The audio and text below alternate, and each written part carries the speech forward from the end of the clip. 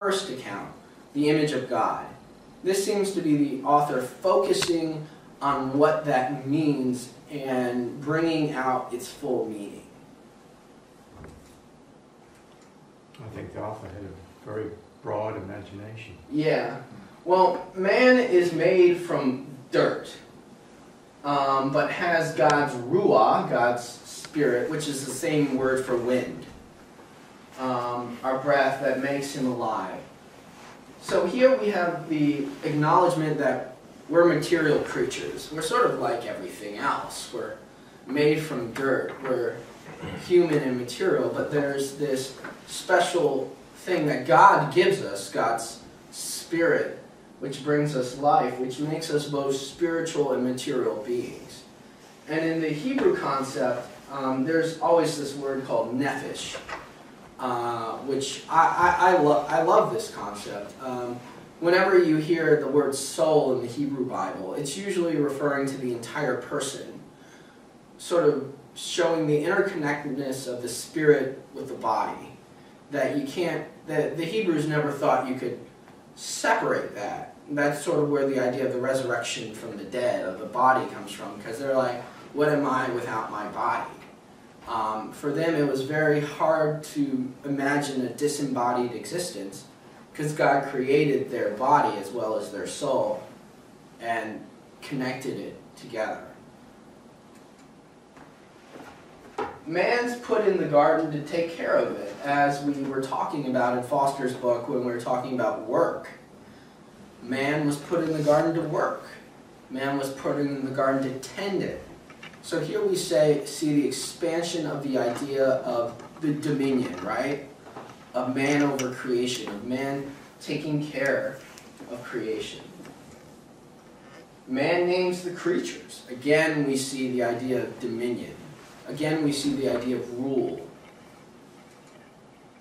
Now, woman is made as an azer, a helper, our companion. And actually, I think this word is used, I read in a commentary, in Exodus, to describe God as a helper of people.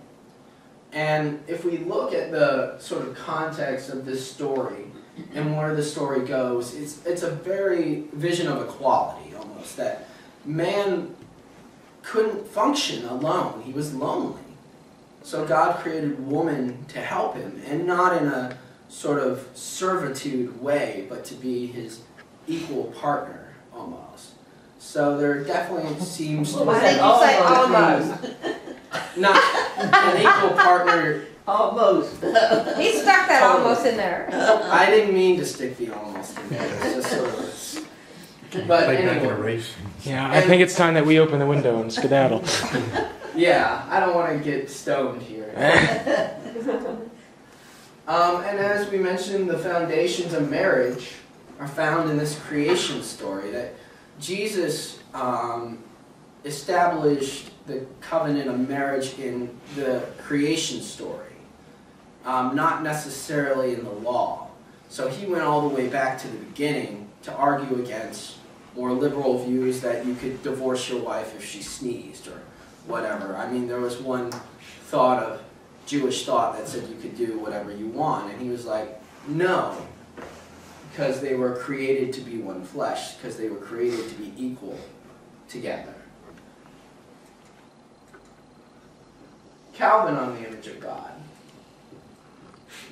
Calvin is famously quoted as the two most important forms of knowledge are knowledge of God and knowledge of self. And the two are interconnected. To know God is to know oneself. To know oneself in a way helps us know God.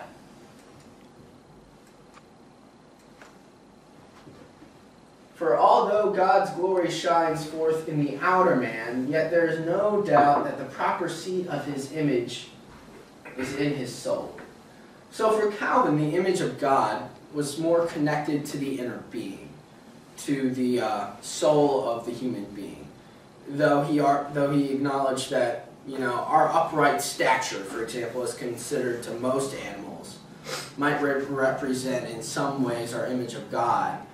He was very much against the idea that God looks like a human being, right? that God has this sort of bodily form.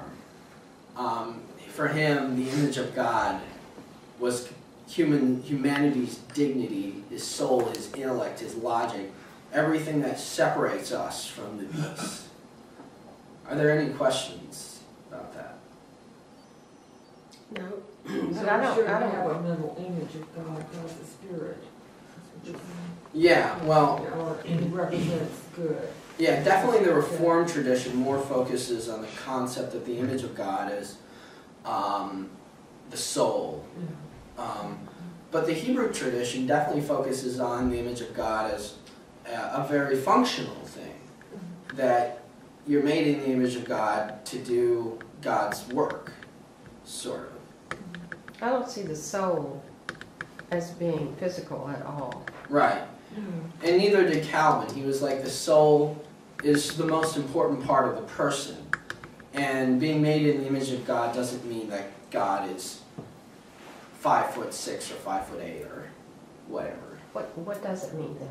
Well, it sort of means that we are given a special dominion by God, that we are given a special reign by God, that we reflect God's character in a way, is sort of what Calvin wanted to say, by being made in the image of God.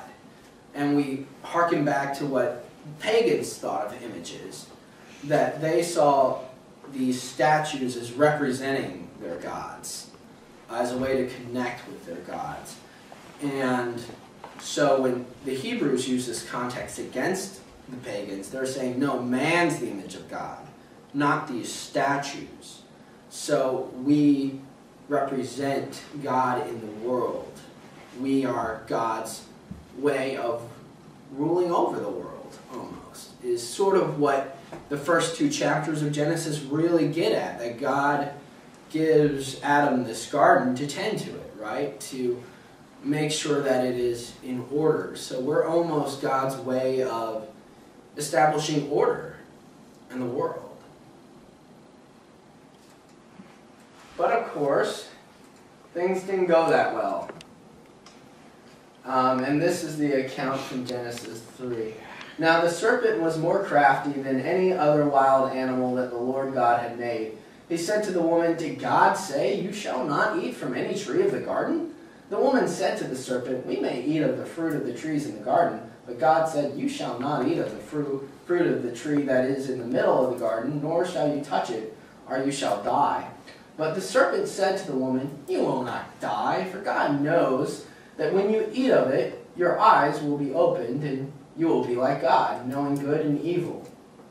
So when the woman saw that the tree was good for food, and that it was a delight to the eyes, and that the tree was to be desired to make one wise, she took its fruit and ate. And she also gave some to her husband, who was with her, and he ate. Then the eyes of both were opened, and they knew that they were naked, and they sewed fig leaves together, and made loincloths for themselves. They heard the sound of the Lord God walking in the garden at the time of the evening breeze. And the man and his wife hid themselves from the presence of the Lord God among the trees of the garden. But the Lord God called to the man and said to him, "Where are you?" He said, "I heard the sound of you in the garden, and I was afraid, because I was naked, and I hid myself." He said, "Who told you that you were naked? Have you eaten from the tree which I commanded you not to eat?" The man said, "The woman whom you gave to me, she gave me fruit from the tree, and I ate." Then the Lord God said to the woman, "What is this that you have done?" The woman said, "The serpent tricked me, and I ate."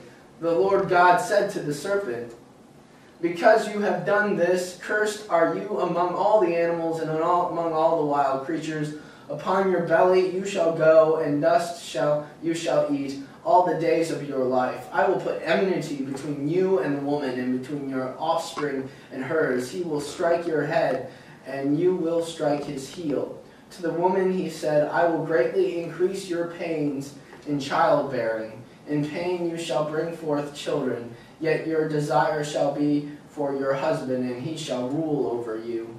And to the man he said, "Because you have listened to the voice of your wife, and have eaten from the tree about which I command you, you shall not eat. Cursed is the ground because of you. In toil you shall eat of it all the days of your life. Thorns and thistles it shall bring forth for you, and you shall eat plants of the field. By the sweat of your face you shall eat bread until you return to the ground. For out of the dust you were made, and to the dust you shall return.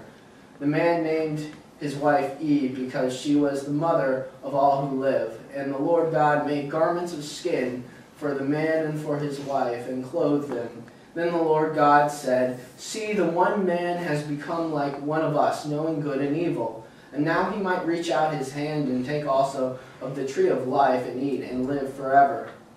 Therefore the Lord God sent him forth from the Garden of Eden to till the ground from which he was taken.